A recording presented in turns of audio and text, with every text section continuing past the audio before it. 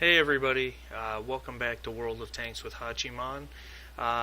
Today I'm going to start my review on the American T20 medium tank. This is, of course, the Tier 7 American medium, which is oddly vacant from my garage. That's interesting. There it is. Okay. Um, this is the tank that leads from the Shermans into the Pershing. The T20, as the designation T would tell you, never saw production or combat. It was never accepted by the U.S. Army. It was primarily an experimental program.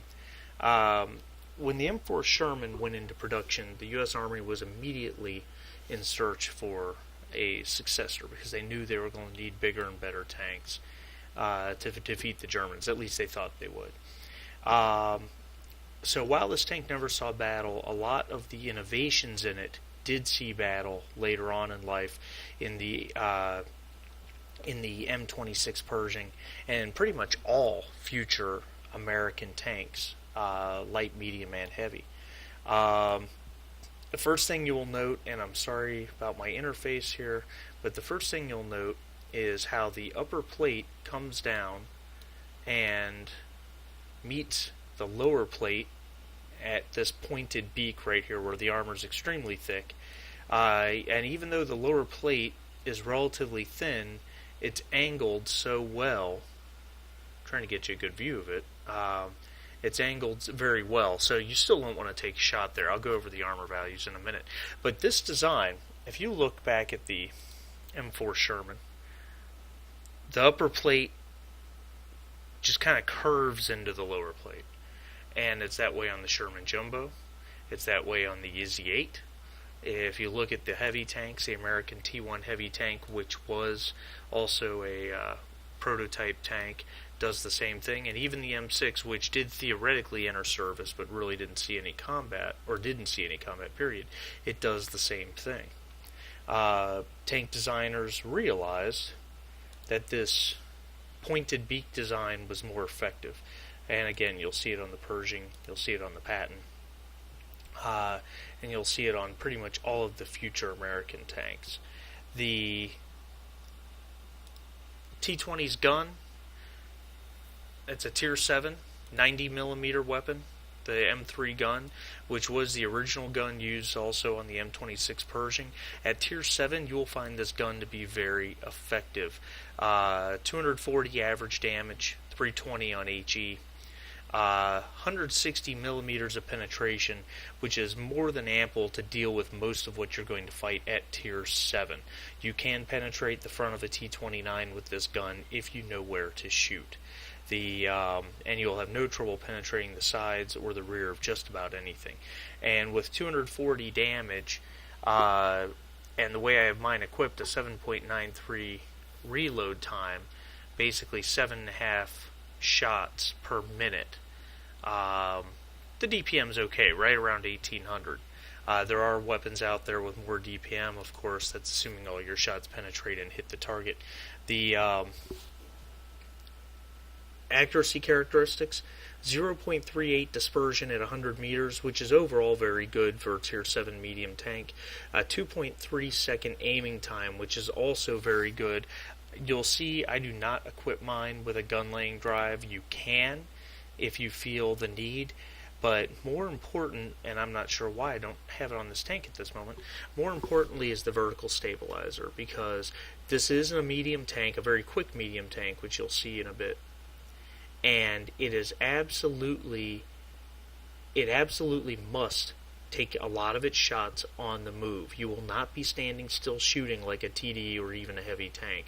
You are going to be running around while you fire this gun, and this vertical stabilizer, which is almost available exclusively to American tanks, is all important. The ever needed tank gun rammer, and of course improved ventilation. Always a big plus. You'll see I load no APCR on this gun and no HE. The reason I don't load HE is because the penetration on the HE round is so terrible, 45 millimeters. you're rarely, if ever, going to get penetration. At 45 millimeters, you can hit the front of a Tier 5 M4 Sherman, and it's not going to pen. You're not going to get full damage. You're better off just firing AP. The APCR, actually, it's not called APCR on this gun. It's called HVAP, High Velocity Armor Piercing Ammo. The premium round gets a huge 243 millimeters of penetration, which will penetrate the front of almost anything unless you run into, say, an E75 in a Tier 9 game. But if you're going toe-to-toe with Tier 8 and 9 heavies in this tank, you're doing something wrong. That's not what this tank is for. You have to think of this tank as a flanker, a high-speed assassin, or a heavy scout, for that matter, because it is fast. 56 top speed kph, and you will achieve that speed. No problem. No problem at all.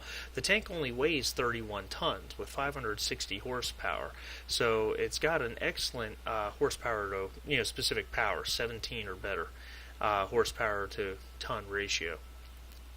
Traverse speed's a little slow, 37 degrees per second. You'd prefer something a little faster, but it's the top speed on this tank that keeps it safe and allows it to zip around the battlefield. Armor, let's be blunt. It's an American medium tank. You've got 63 frontal hull. That's, of course, the upper plate, not the lower plate. You've got 50 on the side hull and 38 on the rear. There is not a tank in the game, basically, that's not going to penetrate you. A PZ-1C with that machine gun can pen the rear of this tank. Not reliably, but it can do it. The frontal turret is obviously much better, 88. 63 on the side, 63 on the rear. And you've got some slope on this turret. However, the notoriously huge American gun mantlet is kind of absent on this tank. You'll see it's a relatively small area right here, so you're not going to get a lot of help from the gun mantlet. The cheeks are very flat. There's flat spots here and here, and while these sweep backwards on the sides right there and are harder to pen, this is a pretty easy shot right there.